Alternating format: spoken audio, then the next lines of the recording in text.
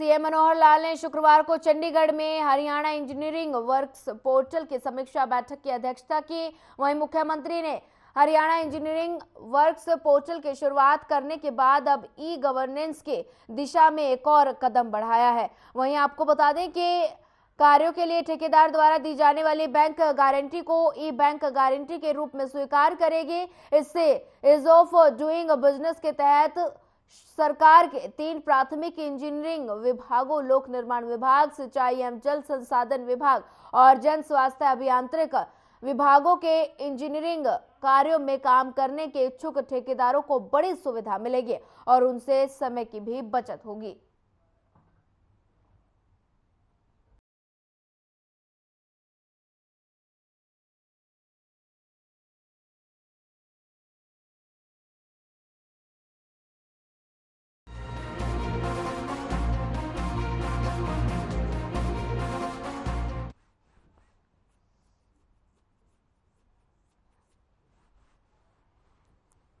हरियाणा के मुख्यमंत्री मनोहर लाल ने सीएम घोषणाओं के क्रियान्वयन के समीक्षा के लिए प्रशासनिक सचिवों के साथ अहम बैठक की अध्यक्षता करते हुए संबंधित अधिकारियों को हर योजना के क्रियान्वयन में तेजी लाने के निर्देश दिए और कहा कि 2020 तक की लंबित घोषणाओं को इस वर्ष में ही पूरा करने का काम करें ताकि आम जनता को इन परियोजनाओं का लाभ तुरंत मिल सके।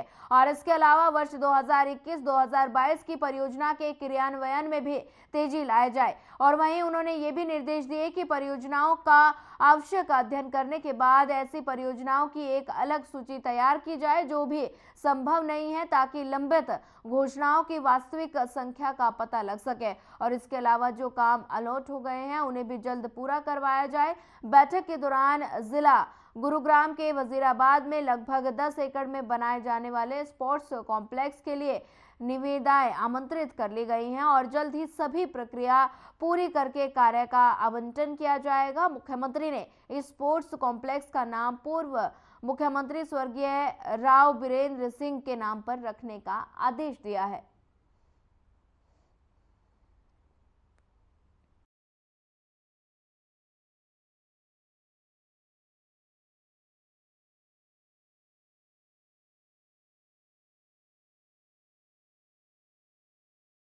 प्रधानमंत्री नरेंद्र मोदी ने देश को वंदे भारत की सौगात दी है और इसमें से 2 ट्रेन अंबाला के हिस्से आई और जैसे ही वंदे भारत अंबाला में पहुंची, अंबाला वासियों ने इसका भव्य स्वागत किया। और इस मौके पर हरियाणा के गृह और स्वास्थ्य मंत्री अनिल विज और सांसद कार्तिकेय शर्मा मौजूद रहे। उनका कहना है कि विकसित भारत श्रृंखला में जनता को बड़ी सौगात मिली है। प्रधानमंत्री नरेंद्र मोदी ने शनिवार को अयोध्या के नए रेलवे स्टेशन का उद्घाटन करने के साथ साथ 2 अमृत भारत और 6 वंदे भारत ट्रेनों को हरी झंडी दिखाई। इसमें 2 वंदे भारत ट्रेन हरियाणा और पंजाब को मिली है और आपको बता दें कि शनिवार को पहली ट्रेन 12:17 पर अमृतसर से रवाना हुई जो 4:05 पर अंबाला पहुंची और यहां ट्रेन सिर्फ 3 मिनट ही रुकी और इस दौरान उसका स्वागत भी किया गया। कार्यक्रम में प्रदेश के गृह मंत्री अनिल विज और राज्यसभा सांसद कार्तिकेय शर्मा समेत अन्य लोग भी मौजूद रहे। माना कि इससे 2 वंदे भारत नई गाड़ियाँ हैं। पहली गाड़ी तो अमृतसर और वाराणसी के बीच में है और दूसरी गाड़ी वैष्णो देवी माता वैष्णो देवी कटरा से नई दिल्ली के बीच में है। दोनों गाड़ियों का संचालन 6 डेज अ वीक रहेगा और अंबाला में हम लोग को आते और जाते टाइम दोनों वक्त इसका हॉल्ट मिलेगा।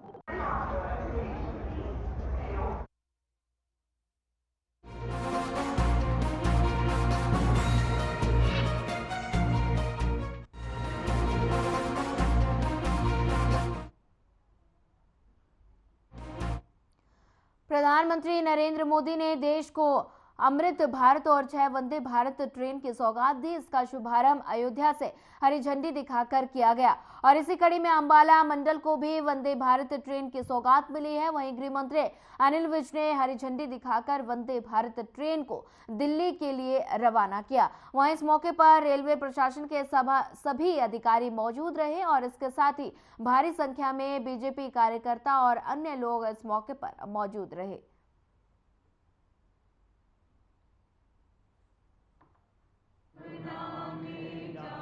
देश तरक्की कर रहा है, देश में चहुमुखी विकास हो रहा है, चाहे वो सड़कों का मामला हो, चाहे रेल का मामला हो, चाहे जगह जगह पर एयरपोर्ट बनाने की बात हो, हर तरह से देश आगे बढ़ रहा है। अंबाला में भी वंदे भारत ये ट्रेन आ रही है, 4 गाड़ियां।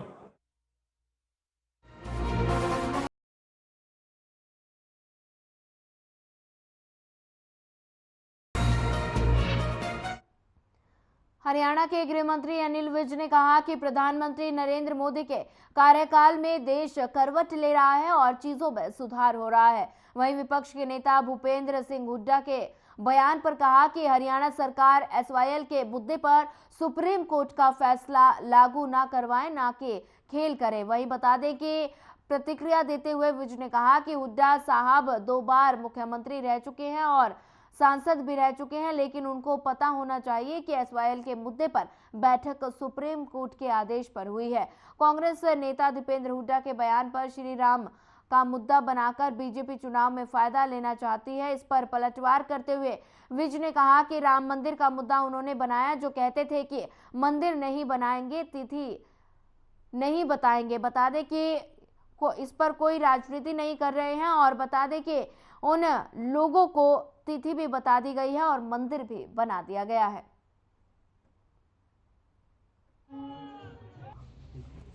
मोदी जी के राज में चीजों में सुधार हो रहा है, हर क्षेत्र में हो रहा है, धरती पर, आकाश में, समुद्र में, सब जगह पर तरक्की हो रही है। उसी प्रकार से ये जो ट्रेनें हैं वो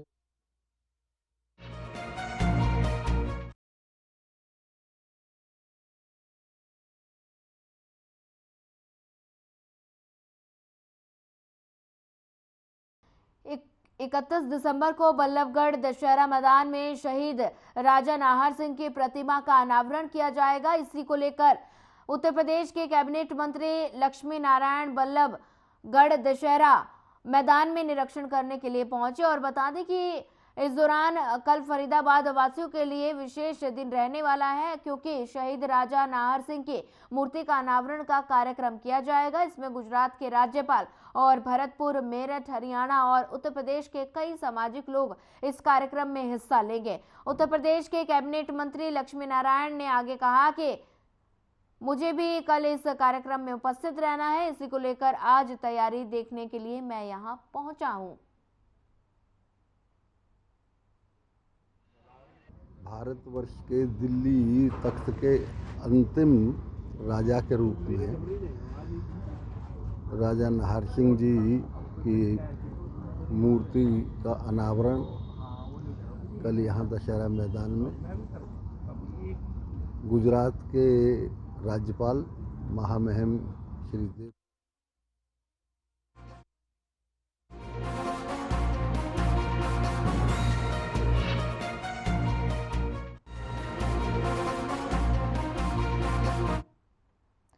पलवल थाना क्षेत्र अंतर्गत गांव छज्जू नगर के एक दर्दनाक घटना सामने आई है। बता दें कि जहां दहेज के चलते एक नवविवाहिता की हत्या कर दी गई। आपको बता दें कि 6 महीने पहले युवती की शादी हुई थी, तो वही परिजनों ने ससुराल में पति समेत 6 लोगों पर आरोप लगाया है, जिनके खिलाफ दहेज हत्या का केस दर्ज कर लिया गया है और साथ ही शव को पोस्टमार्टम के लिए अस्पताल में भर्ती कराया गया। अधीक्षक दिनेश यादव मौके पर पहुंचकर उन्होंने हालात का जायजा लिया।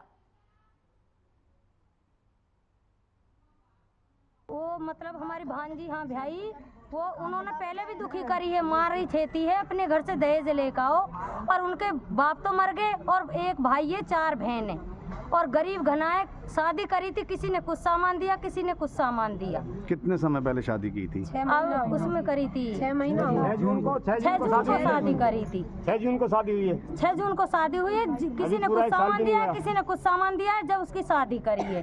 और अब उस पर जोर दे रहे थे कि मुझे तो लड़गूठी चाहिए और बुलेट चाहिए। के साथ गई थी जो उनके हस्बैंड थे। आज इनकी मृत्यु हुई है, जिस संबंध में इन्होंने FIR दर्ज कराई है, जिस संबंध में हमने कार्रवाई कर दी है, पोस्टमार्टम चल रहा है और जिसमें भी दोषी हैं, जो दोषी हैं, सख्त से सख्त जो कानूनी कार्य उनके खिलाफ कार्रवाई की जाएगी। और भविष्य समय जो भी जानकारी होगी, जो कार्य हमने की, आपको आगे भी सूचित करते रहेंगे। किन धाराओं में? अभी तो दहेज हत्या का हमने की है, जो इन्होंने एप्लीकेशन लिखी थी उस पर जो सेक्शंस बनती थी हमने वो सभी लगा दिए इसमें। पीड़ित परिवार ने कितने लोगों के नाम दर्ज कराए? और एक सुखी परिवार था हमारा, और जैसे ही 6 जून को शादी हुई थी हमारी सिस्टर की, तो 3 महीने तक खूब मतलब उन्होंने अच्छे बर्ताव किए उनके साथ, और आगे आगे उनकी जो है डिमांड है वो बढ़ती गई। हमारे मतलब पिताजी तो है नहीं जो उनकी डिमांडों को पूरी करते हम, तो पिताजी ना होने का कारण वो हमारे डिसरिस्पेक्ट एक तरीके से करते थे। घर जाते थे तो हमें भी मतलब एक तरीके से धमकी देते थे दहेज की कि आपकी बहन ऐसी है और बच्चे नहीं हुए तो हम इसको छोड़।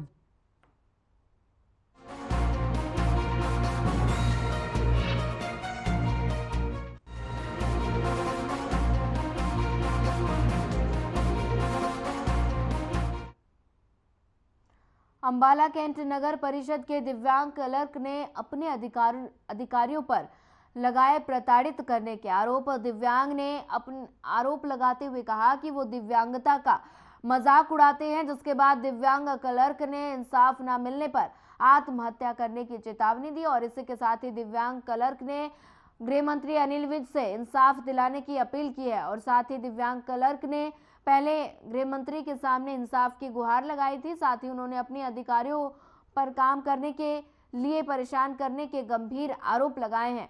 उन्होंने अपने अधिकारियों के खिलाफ कार्रवाई किए जाने की मांग की है, मगर वहीं नगर परिषद अधिकारी ने इस मामले में कुछ भी ना पता होने की बात कही है।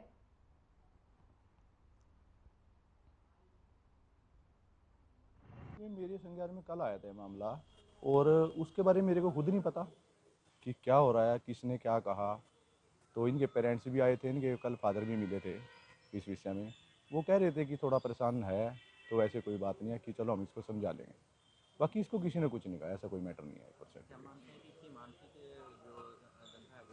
नहीं, उस बारे में नहीं कुछ, उस बारे में नहीं मैं कुछ कहूँगा। तो क्या इससे बातचीत करने की कोई कोशिश की गई? मेरे को जब कोई मैटर ही नहीं पता, मेरे को पता ही नहीं कि बात क्या है और ये किस लिए गुस्सा है और किस बात पे गुस्सा है, क्योंकि ना तो ये मेरी ब्रांच का है और ना ही मेरे कंट्रोल में आता है कि मैं उसको कुछ भला कहूँ या बुरा कहूँ या किसी प्रकार का कोई आदेश दूँ।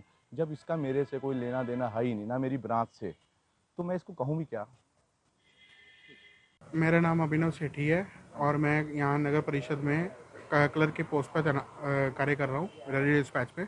और मेरे साथ यहाँ पिछले 2-3 सालों से लगातार दुर्व्यवहार हुआ है। कई बार बात उठाने की कोशिश करें, हर बार दबा दी जाती है। मेरे साथ हर बार मेरी दिव्यांगता को लेकर मुझे विकलांग शब्द का इस्तेमाल किया जाता है। कई बार कुछ बोला जाता है कि मुझे काम के लिए परेशान किया जाता है, मुझे सस्पेंड करने की धमकी दी जाती है, मुझे बार बार तंग किया जाता है। मैं मंत्री जी के संज्ञान में पहले भी बात लाई गई, तब बात दब गई। मेरे साथ ईओ जरनैल सिंह ने उन्होंने मुझे कोई कार्य दिया गया था, वो कार्य को मैंने वहाँ उनको आगे करके दिया कि मैं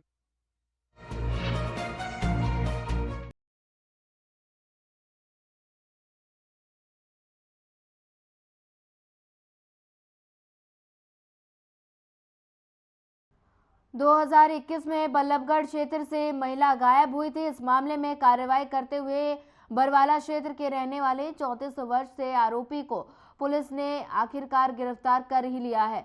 पुलिस ने हत्या समेत अन्य धाराओं के तहत मामला दर्ज कर लिया। आगे की कार्रवाई कर पुलिस ने आरोपी को कोर्ट में पेश कर 4 दिन की रिमांड मांग ली है, जिसमें आरोपी से पूछताछ की जाएगी। इस मामले में बल्लभगढ़ के एसीपी विष्णु प्रसाद ने जानकारी देते हुए बताया कि 2021 में कोरोना के समय बल्लभगढ़ के चावला कॉलोनी क्षेत्र से एक महिला गायब हुई थी, जिसके मुकदमा थाना शहर बल्लभगढ़ में दर्ज हुआ था, जिस पर कार्रवाई करते हुए पुलिस ने जांच शुरू कर दी और अब आरोपी को गिरफ्तार कर लिया गया है।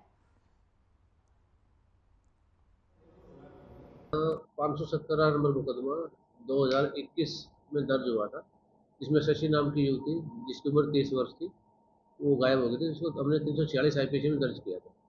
इसमें पहले जांच की गई तो कोई कामयाबी नहीं मिली थी। उसके बाद ये मुकदमा स्टेट क्राइम में था।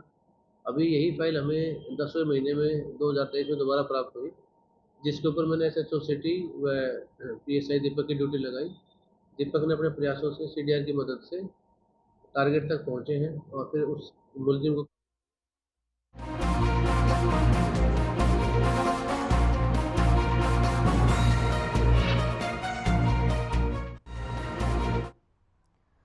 कुरुक्षेत्र में हरियाणा सरस्वती धरोहर बोर्ड के उपाध्यक्ष घुमन सिंह किरमच ने कहा कि आपने कभी 100 के नोट पर जो छपी तस्वीर देखी है, अगर नहीं तो आज देख लो। आपको बता दें कि उन्होंने बताते हुए कहा कि सरस्वती नदी के तट पर रानी की वाव भारत के गुजरात राज्य के पाटन शहर में स्थित एक बावड़ी है। इसका निर्माण 11वीं शताब्दी के चालुक्य राजा भीम प्रथम की पत्नी उदयमती ने अपने पति की याद में बनवाया था। बता दें कि इसे 1940 के दशक में फिर से खोजा गया। 1980 के दशक में भारतीय पुरातत्व सर्वेक्षण ने इसे फिर से बहाल कर दिया और इसे 2014 में भारत ने यूनेस्को के विश्व धरोहर स्थलों में से एक में रूप सूचीबद्ध किया गया है।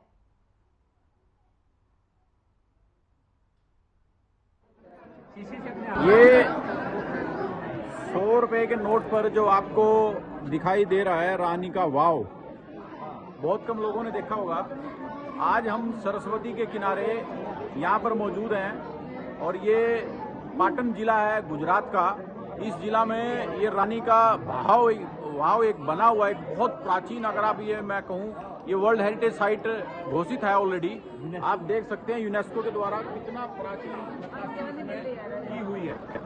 बंदर अफसर कपूर के साथ छेड़छाड़ी कर रहा है। महिषासुर मंदिर है, शीशे से अपने आंखों में काजल, सवारी अफराद, थड़ में अपने कान में जीवर, सामने तक।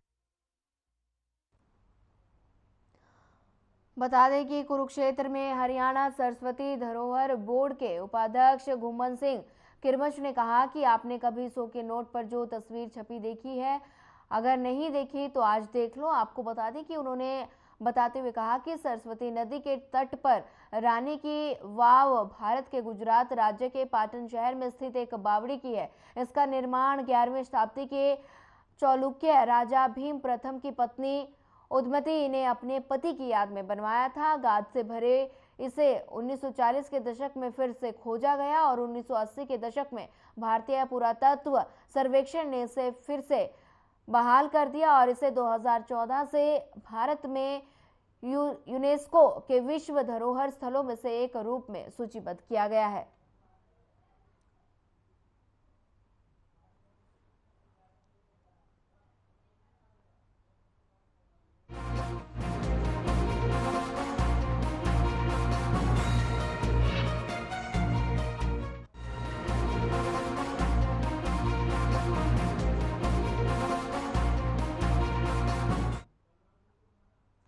फरीदाबाद के बल्लभगढ़ में आम जनता की सहूलियत को देखते हुए बल्लभगढ़ में करोड़ों रुपए की लागत से मिनी सेक्रेटरिएट का निर्माण किया गया। इसका उद्घाटन हरियाणा के मुख्यमंत्री मनोहर लाल द्वारा किया गया था। साथ ही मुख्यमंत्री मनोहर लाल द्वारा इसमें व्यवस्थाओं के साथ साथ सफाई की भी विशेष तौर पर ध्यान देने की बात कही गई थी, परंतु इस मिनी सेक्रेटरिएट में सफाई व्यवस्था पूरी तरीके से बदहाल है। वॉशरूम कूड़ा घर बने हैं और जगह जगह पर कूड़ा जमा हुआ है। और इतना ही नहीं, मिनी सेक्रेटरिएट की छत पर शराब की बोतलें भी पड़ी हुई हैं।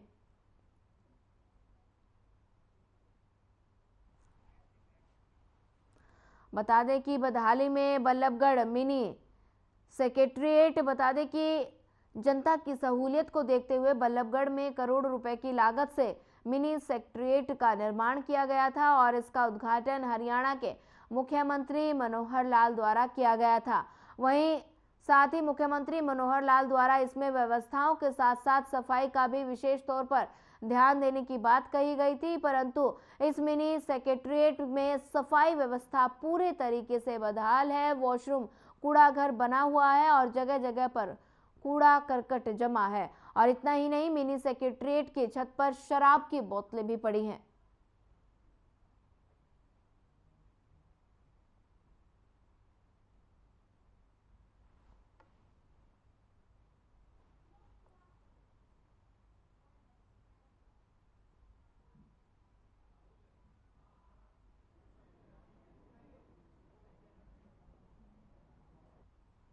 हाँ, अभी आपने बताया है, 2 दिन पहले भी हमने ये देखा था, क्योंकि बाथरूम की थोड़ी दिक्कत आ रही है, क्योंकि हमारे पास पहले 2 ही स्वीपर थे, अभी एक स्वीपर बेचारा बीमार हो गया, तो एक है, उसी से काम चला रहे हैं। तो अभी आपने बताया पीछे गंदगी है, तो मैंने नगर निगम को बोल दिया एक बार वो सारे को सफाई करवाएंगे। बिल्डिंग के अंदर भी गंदगी बहुत ज्यादा है सर।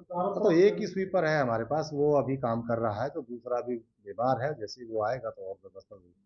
एसडीएम साहब, टॉयलेटों की जगह जो है जहाँ टॉयलेट बने हुए हैं उनमें कूड़ा पड़ा है, कागजों के अंबार है, कूड़ा घर बनाया है। ये तो रोज रोज सफाई होती है, रोज का काम होता है, लोग भी आते हैं, वो सफाई व्यवस्था का ध्यान नहीं रखते। ऐसा तो है नहीं कोई अधिकारी जाके या कर्मचारी जाके वहाँ कूड़ा फेंकेंगे।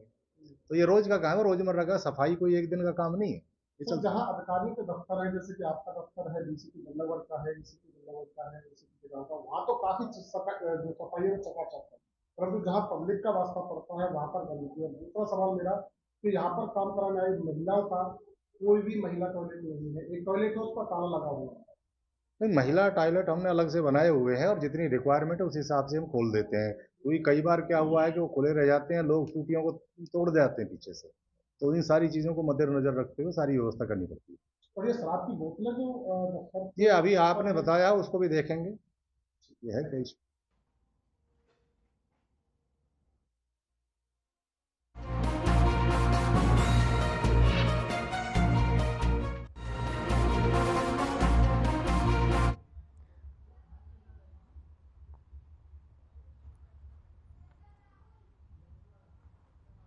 कांग्रेस विधायक कुलदीप वत्स का बयान सामने आया है। साथ ही उन्होंने कहा कि राहुल गांधी देश का भविष्य है। राहुल गांधी संघर्षशील नेता है जो हर वर्ग को ऊपर उठाने का विजन लेकर चल रहे हैं। इसी के साथ उन्होंने केंद्र सरकार के विजन 2047 हरियाणा के गृह मंत्री अनिल विज पर भी तंज कसा। कुलदीप वत्स ने कहा कि अनिल विज को उनकी पार्टी भी सीनियर पॉलिटिशियन नहीं मानती है।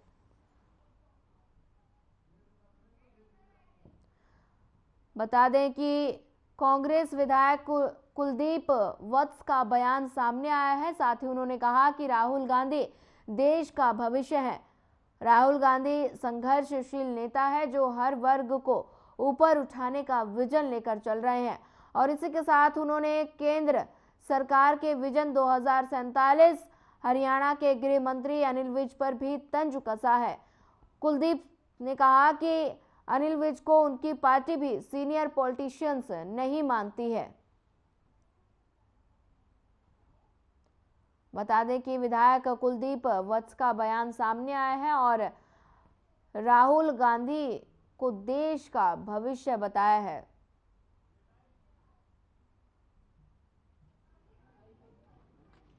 प्रदेश के अंदर एक तरफ माननीय मुख्यमंत्री जी आंकड़े पेश करते थे विधानसभा में कि हमने इतने युवाओं को रोजगार दे दिया, दूसरी तरफ आपने अखबारों के माध्यम से आप भी पढ़ते हो, हम भी पढ़ते हो, एक पोस्ट के लिए 12-12 लाख 5-5 लाख युवा टेस्ट देते हैं और जिसमें 1258 बच्चों को रोज़गार मिलता। तो आप इस बात से अंदाज़ा लगा सकते हो कि इस प्रदेश में कितनी बेरोजगारी है और युवा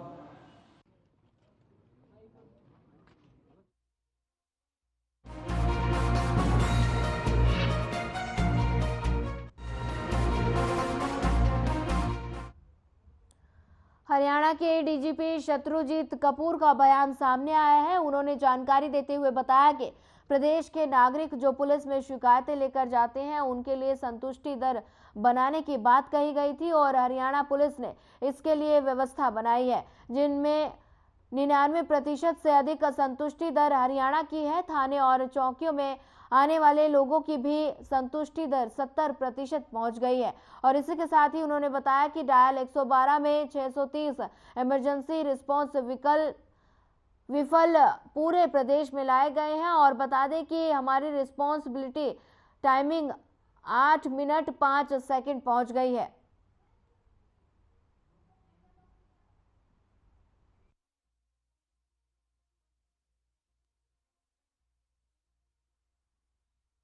प्रदेश के जो हमारे नागरिक हैं, जो हमारे पुलिस की सेवाओं के लिए पुलिस थानों में या पुलिस विभाग के पास अलग अलग स्तर पर आते हैं और उनकी शिकायतें लेकर के आते हैं, उनकी दूसरी जो सेवाएं हैं उनके लिए आते हैं, तो उनके बारे में संतुष्टि दर के बारे में हमने एक सिस्टम बनाने की बात की थी, तो उसमें मुझे ये बताते हुए हर्ष अनुभव होता है कि भाई हम वो सिस्टम हम लागू कर पाए और फीडबैक का एक व्यवस्था हमने पूरे प्रदेश में बनाई है।